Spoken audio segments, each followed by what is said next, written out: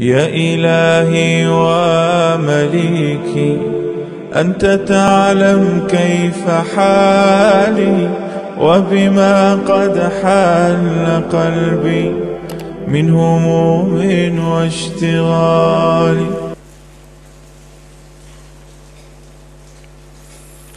بسم الله الرحمن الرحيم. الحمد لله رب العالمين وبه نستعين على أمور الدنيا والدين. أشهد أن لا إله إلا الله وحده لا شريك له وأشهد أن سيدنا محمدا عبده ورسوله.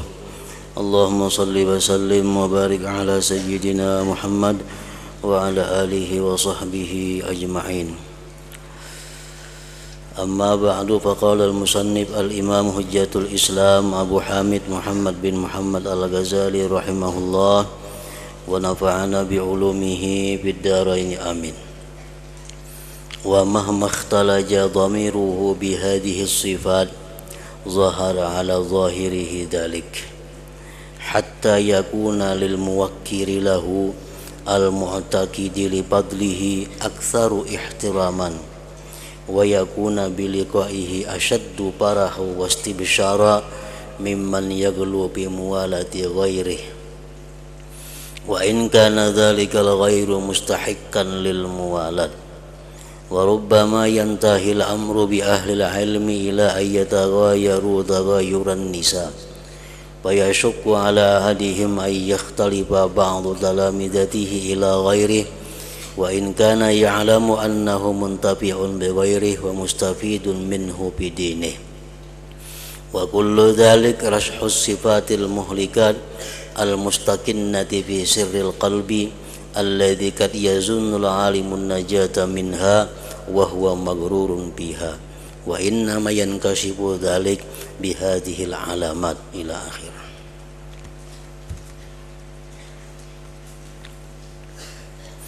Makna kalamul Imam Al-Ghazali rahimahullah, manakala isi hatinya bercampur dengan sifat-sifat ini, maka tampaklah yang demikian atas zahirnya. Maksudnya, manakala isi hatinya orang yang alim, yang wara, manakala isi hatinya orang alim yang wara tadi bercampur dengan sifat-sifat ini. Sifat yang mana? Sifat yang ingin menampakkan kewaraannya, sifat yang ingin menampakkan keilmuannya, sifat yang ingin mencari kemasyhuran atau popularitas terkenal. Nah, bila hatinya bercampur dengan sifat-sifat ini, maka tampaklah yang demikian atas zahirnya.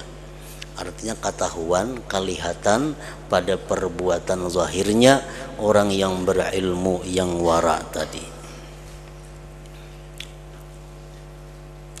Sehingga bagi orang yang menghormatinya dan meyakini keutamaannya itu lebih banyak dihormati.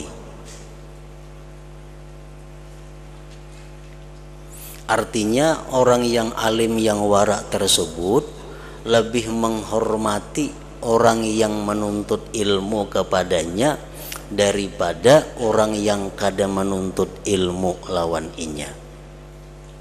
Orang alim yang wara yang punya sifat-sifat tadi lebih sayang kepada orang-orang yang menuntut ilmu kepadanya dibanding dengan orang-orang yang menuntut ilmu kepada orang lainnya.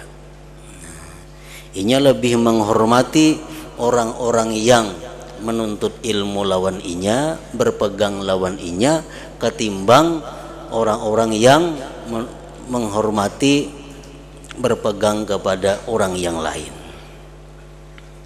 Itu tanda-tandanya. Sehingga bagi orang yang menghormatinya dan meyakini keutamaannya itu lebih banyak dihormatinya. Bila orang kada mengaji lawan inya, kada dihormatinya, kada disayanginya, kada dihiraukannya. Tapi kalau orang itu mengaji lawan inya, yang diperhatikannya, itu alamatnya. Dan ia dengan berjumpa dengannya itu lebih senang dan lebih gembira daripada orang yang berlebihan dalam bersahabat dengan orang lain. Inya berjumpa kepada orang yang menuntut ilmu kepadanya lebih suka daripada berjumpa orang yang menuntut ilmu ke orang lain. Inya lebih senang berjumpa kepada orang yang meyakini kehebatannya daripada berjumpa lawan orang yang meyakini kehebatan orang lain.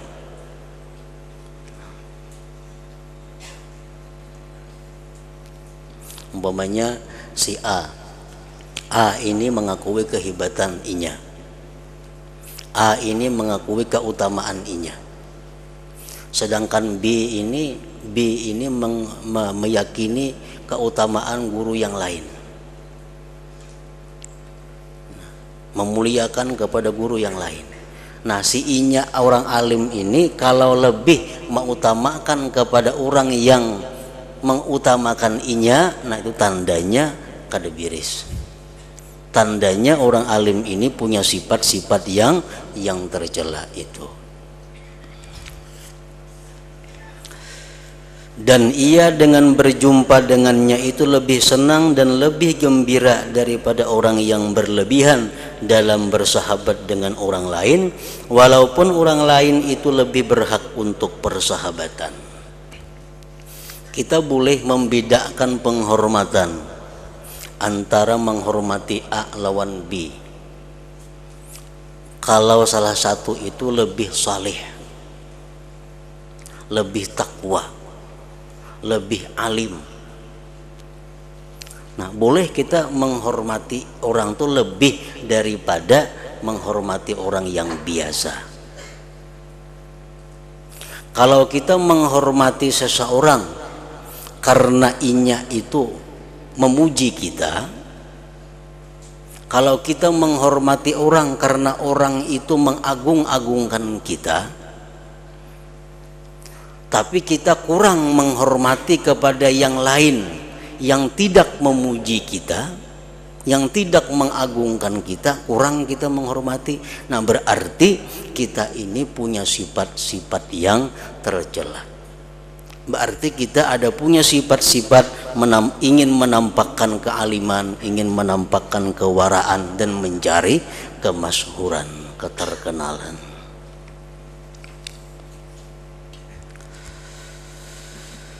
Dan kadang-kadang urusan ini berakhir dengan orang yang berilmu sampai bahwa mereka saling cemburu seperti cemburunya perempuan. Maka berat atas salah seorang mereka yang bahwa sebagian muridnya mendatangi kepada orang lain, walaupun ia tahu bahwa murid itu mengambil manfaat dengan orang lain itu dan mengambil faidah daripadanya tentang agama.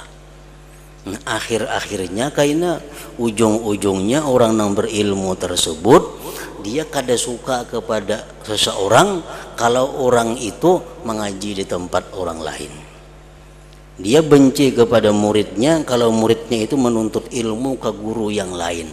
Padahal inya tahu bahwa kalau muridnya itu menambah guru yang lain bermanfaat bagi muridnya itu. Padahal inya tahu. Tapi karena hatinya ada sifat-sifat yang demikian itu, maka dia cemburu sebagaimana cemburunya perempuan. Nah, dan semua itu adalah titisan sifat-sifat yang membinasakan, yang tersembunyi dalam rahasia hati, yang kadang-kadang orang alim itu menyangka dirinya selamat daripadanya, padahal ia tertipu padanya. Dan hanya saja demikian itu terungkap dengan tanda-tanda ini. Orang yang berilmu kada kau mengetahui dirinya apakah sudah selamat dari sifat-sifat yang kada baik atau kada sebelum ia merasakan tanda-tanda itu.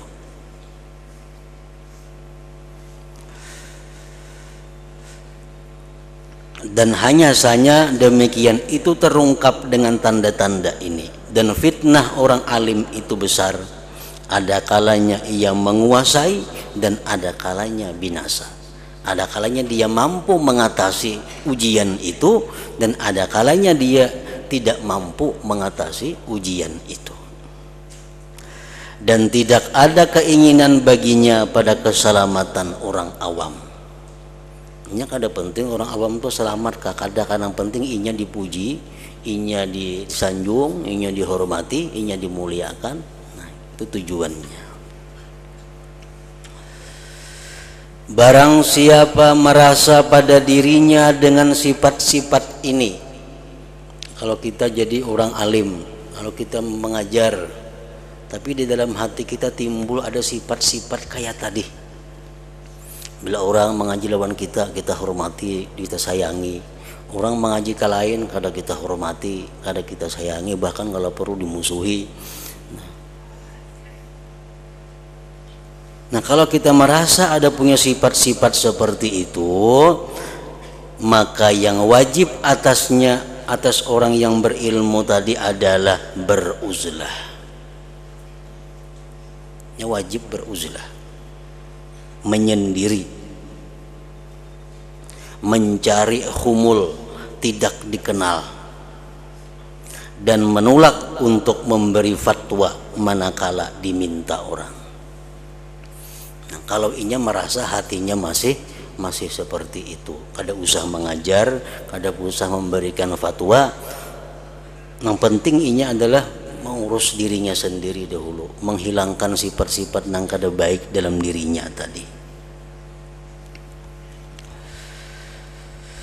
Masjid pada zaman sahabat radhiyallahu taala anhum itu mengumpulkan sekelompok dari para sahabat Rasulullah sallallahu alaihi wasallam. Di Masjid Nabawi itu sepeninggalnya Rasulullah sangat banyak orang-orang alim, sahabat-sahabat Nabi. Mereka adalah para ahli fatwa. Mereka bisa berfatwa karena mereka mengaji dengan Rasulullah. Dan mereka saling menolak memberi fatwa.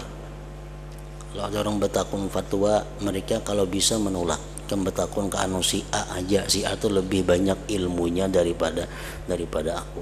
Kan betakun lawan si B aja, si B lebih banyak ilmunya daripada aku.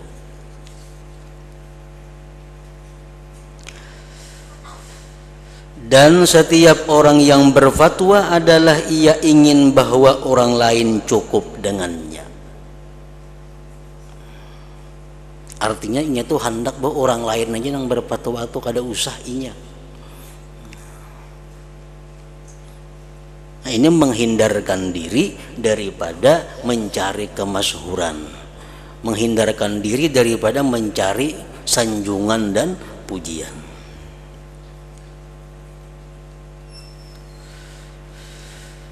Nah, jadi orang-orang yang alim, orang-orang yang berilmu, yang dalam hatinya masih ada sifat ingin terkenal, dalam hatinya masih ada sifat ingin dipuji, disanjung, diketahui orang kehebatan-kehebatannya, orang ini paling baik baginya kada usah mengajar. Yang paling baik uzlah, menyendiri. Apa tujuan menyendiri? Memperbaiki diri terlebih dahulu.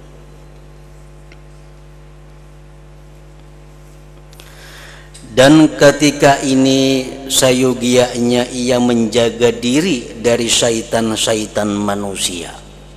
Nah, di waktu dia kada hendak mengajar, di waktu dia kada hendak bermasyarakat dengan orang, di waktu dia kada hendak memberi fatwa, itu akan datang syaitan-syaitan manusia menguji kepada dirinya. Ujar syaitan-syaitan manusia tadi, janganlah kamu berbuat ini. Engkau jangan menyendiri, engkau punya ilmu, engkau lawas mengaji, engkau banyak kitab yang engkau kuasai, bapak engkau menyendiri, bapak engkau kada mau mengajar. Ujar syaitan-syaitan manusia membawainya. Karena sesungguhnya pintu ini kalau dibuka, niscaya ilmu-ilmu terhapus di antara makhluk. Amun orang tuh kayak ikam nih semuaan kada hakun maajar, habisam ilmu kada ada lagi. Mun pintu nih dibuka, orang asing-asingnya membaiki diri hanya maajar dulu, siapa lagi nama ajar? Akan terhapuslah ilmu di antara makhluk, ujar syaitan tadi mengajak kepada inya. Nah, jadi hendaklah ia berkata kepada mereka syaitan-syaitan manusia tadi, sesungguhnya agama Islam itu tidak perlu kepadaku. Islam itu kada tergantung lawan aku. Karena sesungguhnya agama Islam itu telah dibangun sebelumku dan begitu pula sesudahku. Dan jikalau saya mati, maka rukun-rukun Islam tidak menjadi rubuh. Karena agama itu tidak memerlukan kepadaku, adapun saya, maka saya tidak terlepas dari memperbaiki hatiku. Kau maajar kah, kada kah, Islam itu tetap jalan. Islam akan tetap utuh, baik sebelumku atau sesudahku. Islam kada memerlukan aku, yang penting aku saat ini dahulu berlatih untuk memperbaiki diri. Nah, itu menjawab ajakan-ajakan manusia yang ingin mengajak, mau menebarkan ilmu, mengajar, memberikan fatwa, dakwah dan sebagainya. Adapun menimbulkannya yang demikian itu kepada terhapusnya ilmu, ujar manusia, mun ikam kada maajar nang kaini nang ikam alim, ikam kada maajar, ilmu kaina terhapus, ilmu hilang. Nah, maka itu adalah khayalan yang menunjukkan kepada puncak kejahilan. Itu hanya tipu dayanya, ajakan rayuannya. Karena sesungguhnya manusia itu jikalau ditahan dalam penjara, diikat dengan ikatan-ikatan dan diancam dengan api karena menuntut ilmu, niscaya kecintaan menjadi pemimpin dan ketinggian mendorong mereka kepada menghancurkan ikatan, merubuhkan dinding-dinding binting keluar daripadanya dan menyibukkan diri dengan mencari ilmu. Artinya kalau kita nih kada hakun mengajar karena kita hendak memperbaiki diri, ilmu kada akan terhapus. Masih banyak orang-orang yang suka menuntut ilmu, masih banyak orang-orang yang suka mengajar karena mengajar itu adalah pangkatnya tinggi, kedudukannya tinggi. Masih banyak orang-orang yang berkeinginan untuk mendapatkan kedudukan itu. Itu maksudnya. Jadi jangan berpikir kalau aku kada mengajar kayaknya terhapus ilmu, kada macam itu. Aku kada mengajar Islam rubuh, kada ada harapan. Banyak lain pada kita yang mengurus agama Islam itu. Yang penting kita lebih dahulu memperbaiki hati, jangan sampai ada menggunakan ilmu itu untuk mencari hal-hal yang dilarang oleh agama. Maka ilmu tidak dapat terhapus selama syaitan mendorong kepada makhluk untuk cinta kepemimpinan. Dan syaitan tidak kendur dari perbuatannya sampai hari kiamat. Bahkan bangkit untuk menyebarkan ilmu kaum-kaum orang-orang yang tidak ada bagian bagi mereka di akhirat. Ilmu kada akan terhapus. Bahkan makin banyak orang-orang yang menuntut ilmu, karena dengan ilmu dia akan mencapai ketinggian pangkat, ketinggian martabat di sisi manusia.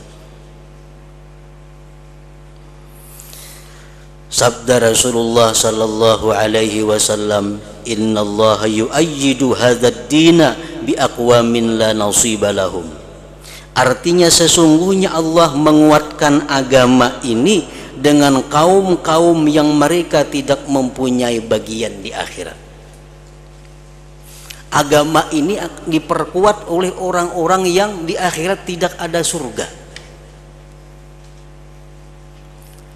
Ini orang punya ilmu banyak, punya ilmu lengkap, tapi inya mengajar tujuannya bukan karena Allah.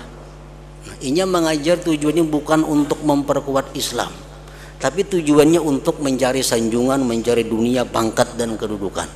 Nah, inya menyebarkan ilmu. Dengan tersabarnya ilmu ini Islam jadi kuat. Padahal yang menyebarkannya ini orang yang tidak ada bagian apa-apa nantinya di akhirat.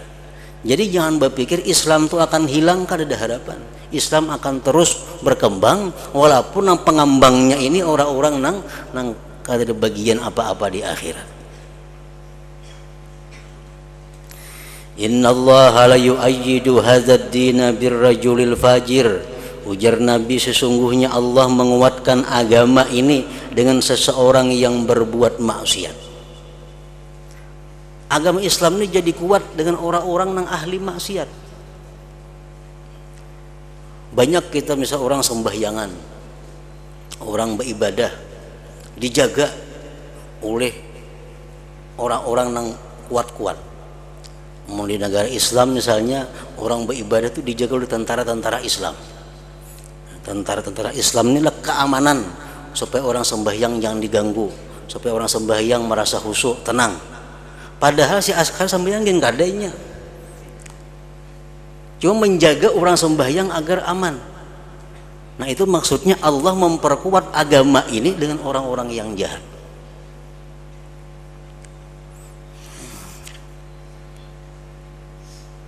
Mengadakan acara-acara syiar Islam, mengadakan acara pengajian-pengajian, maulah ini maulah itu, terlaksanalah pengajian, syiar Islam timbul. Padahal si panitian sambayangin gak ada orangnya, antara yang katuju berjudi gawiannya, tapi diajak urusan menyiarkan syiar, wahnya katuju, nya suka. Nah itulah Islam jar Nabi diperkuat dengan orang-orang yang seperti itu. Jadi jangan berpikiran bahwa kalau aku nek kada mengajar Islam kayaknya rubuh, kada ada harapan. Kada ada harapan. Kita mengajar atau kada mengajar itu Islam kada terganggu. Jadi jangan beralasan aku harus mengajar untuk menguatkan Islam. Islam walaupun kita kada mengajar tetap kuat. Yang penting kita disuruh memperbaiki hati, memperbaiki diri. Maka tidak semestinya orang alim itu tertipu dengan pengacauan-pengacauan daripada syaitan tadi. Kamu kada mengajar, buat apa ilmu? Kamunya di akhirat ditanya Allah, kenapa kada mengajar? Kamu kada mengajar. Nah, itu bujur, ampun syaitan itu bujur kalau kita ini sudah mengajar, mendidik, melatih diri kita seorang. Nah, kalau kita dengan ilmu itu masih suka mencari hal-hal yang negatif, kalau kita dengan ilmu itu masih mencari kedudukan kemuliaan di hati manusia, kita wajib memperbaiki diri dahulu.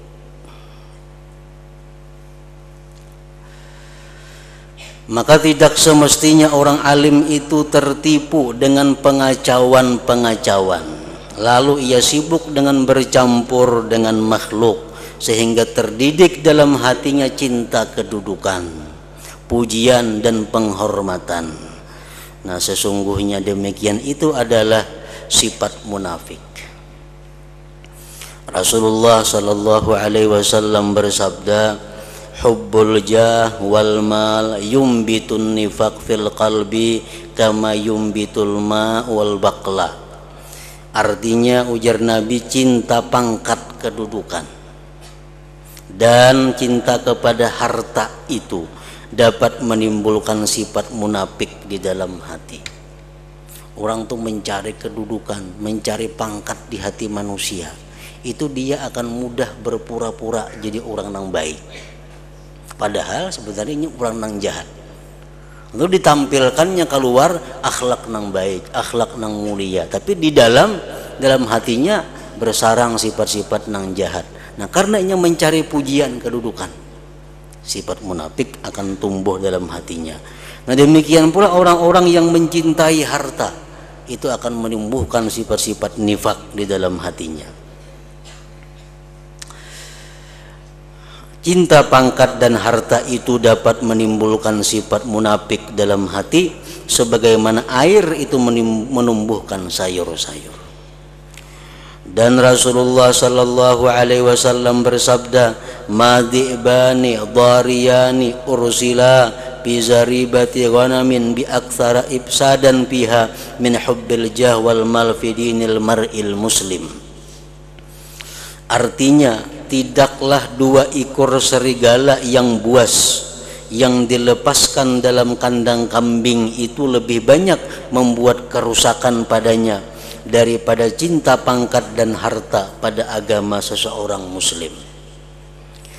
Ini kambing di kandang, diandaki serigala, 2 ekor nang buas, maka kambing akan berantakan, matian dimakannya serigala.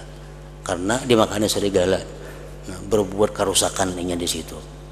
Nah, demikian pula hati seorang muslim kalau dimasuki sifat cinta kepada kedudukan, kehormatan, pangkat, kemuliaan, cinta kepada harta, itu akan merusak agama orang yang Islam tadi di dalam hatinya.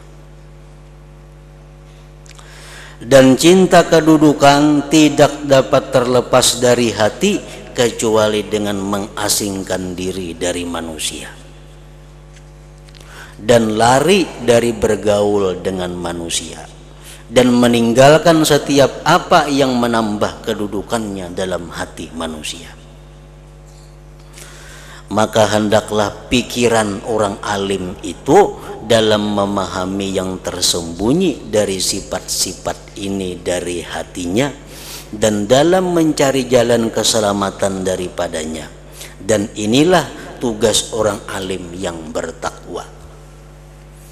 Nah, jadi orang alim itu disuruh juga tafakur, disuruh juga berpikir. Nah, apa yang dipikirkan orang alim itu mengoreksi hatinya, mengoreksi hatinya, batinnya. Adakah sifat-sifat yang tercela di batinnya itu yang berhubungan dengan ilmu? Nah, kalaunya ada, lebih baik memperbaiki itu. Nah, jadi orang yang salikin ditafakurkannya ada sudah. Orang-orang yang salihin ini yang mesti ditafakurkannya. Nah, orang-orang yang ulama pun ada juga yang mesti ditafakurkannya. Ada juga jalan pikiran yang mesti direnunginya, dipikirkannya. Nah, jadi bab tafakur ini mencakup kepada seluruh golongan. Siapapun dituntut untuk tafakur, berpikir agar mencari keselamatan dirinya. Adapun orang-orang seperti kita, maka semestinya pikiran kita pada yang menguatkan iman kita dengan hari hisab. Nah, kalau kita lain lagi pulang, yang kita pikirkan ini adalah kayak apa caranya menguatkan keyakinan, keimanan tentang hari hisab, hari kiamat. Kita ini sudah yakin aja bakal mati. Kita sudah yakin aja bakal ada pertanyaan fitnah kubur, azab kubur, nikmat kubur. Kita yakin aja bahwa ada kaina padang mahsyar. Kita yakin aja di kaina pacang ada hisab, pacang ada mizan, bakal ada titian, bakal ada neraka atau surga. Itu kita yakin. Cuma keyakinan kita itu belum sampai kepada batas yang diharapkan. Nah, itu yang kita dituntut menguatkan lagi keyakinan tentang itu, supaya keyakinan kita bertambah kepada hal-hal yang berkaitan dengan akhirat tadi. Kita percaya surga ada, percaya. Siapa aja yang madahkan surga itu ada, kita ada percaya. Karena kita sudah yakin bahwa surga itu ada. Nah, tapi yakin kita kada sampai batas yang cukup. Yakin kita kada sampai ke batas membuahkan sesuatu perbuatan.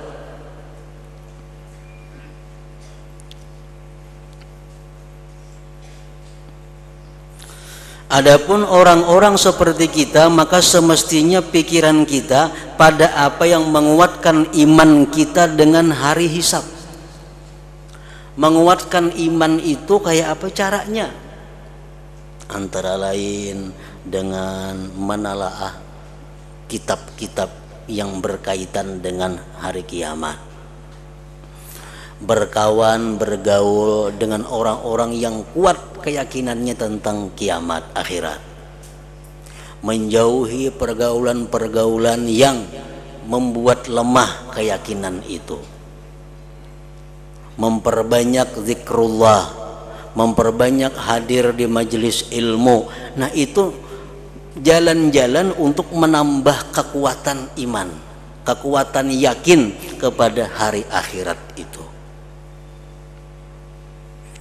Nah, jadi orang-orang seperti kita itu yang dipikirkan kayak apa caranya supaya bertambah keyakinan, keimanan kepada akhirat.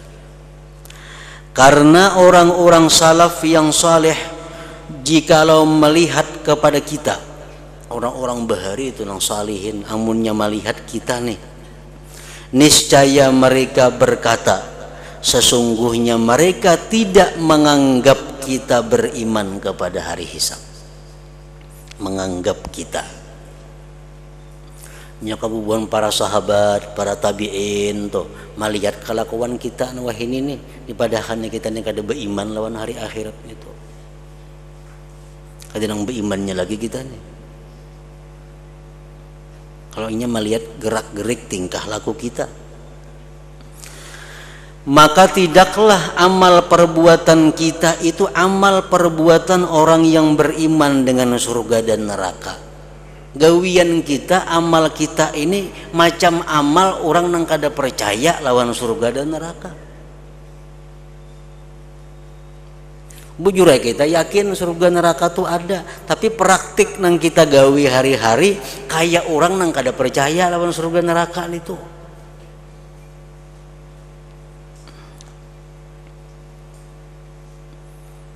Karena sesungguhnya barang siapa takut kepada sesuatu, maka ia lari daripadanya. Kita takut lawan sesuatu pasti kita buka. Nah, amun kita takut daripada neraka pasti kita buka. Dan barang siapa mengharapkan sesuatu, niscaya ia mencarinya.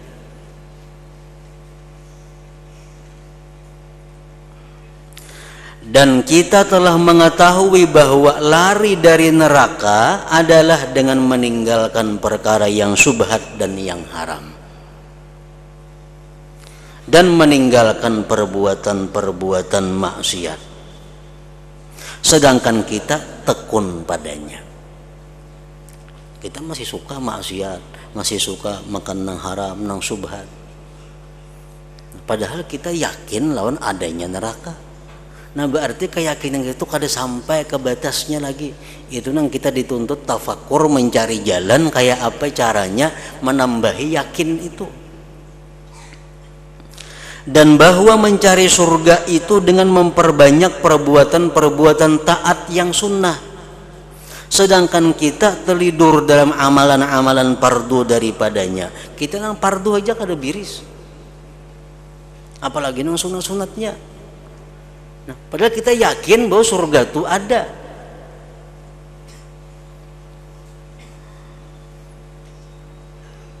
Nah, maka tidak hasil bagi kita dari buah ilmu selain bahwa orang mengikuti kita dalam ketamaan kepada dunia dan kerakusan kepadanya.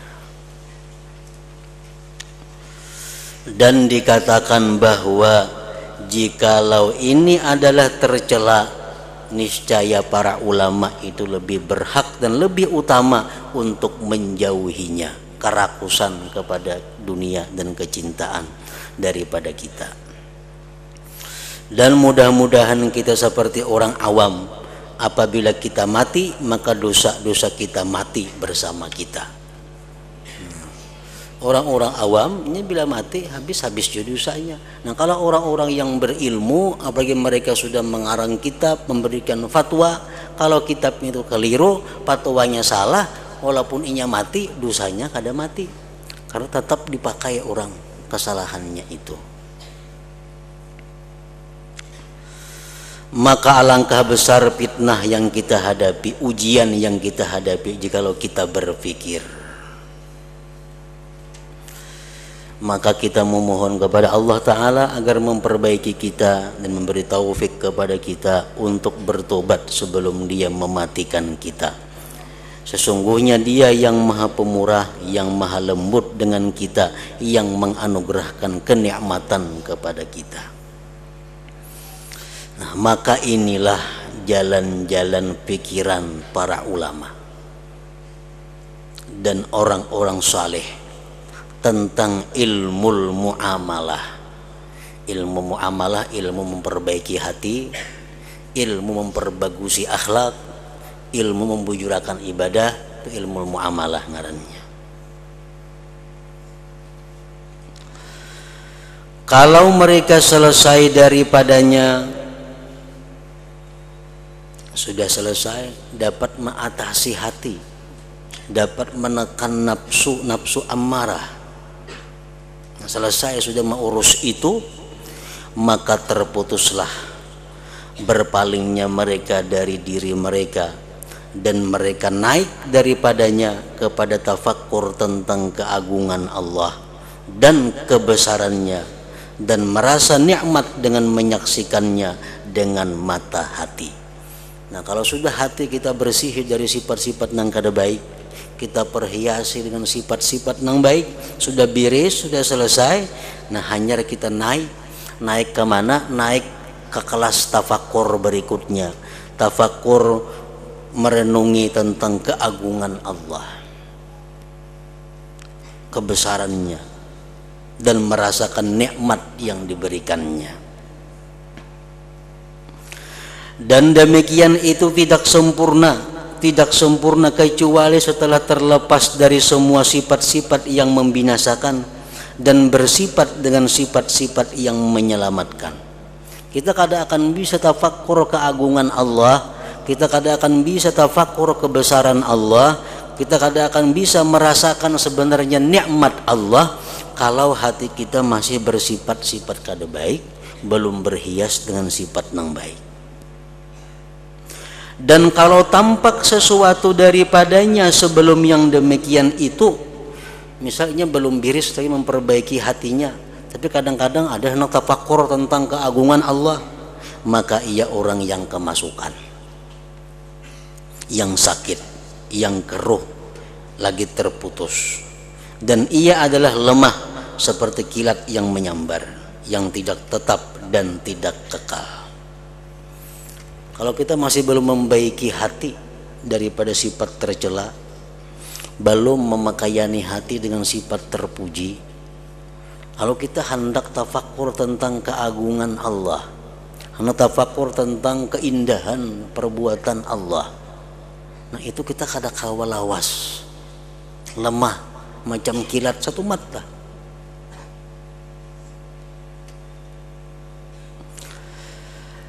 Dan ia adalah seperti orang yang rindu, yang bersunyi-sunyi dengan orang yang dirindukannya, tetapi di bawah pakaiannya ada ular-ular dan kalajengking yang menggigitnya berulang kali. Kita berhadapan dengan orang yang kita rindukan, berduaan di tempat dengan orang yang kita rindukan, tapi di awak kita banyak ular, ada lah kalajengking, kaulah kita nyaman berhadapan itu, orang urusin aja dulu. Maka menjadi sulit atasnya kelezatan menyaksikan. Kayak apa jaharatnya orang yang dipandang, mun di awak kita ada ular, kada tak urus lagi orang itu. Nah, kayak itu juga kita kada akan bisa melihat, mata hati kita kada akan bisa melihat keindahan Allah, keindahan ciptaannya, kalau di dalam hati kita banyak sifat-sifat tercela itu.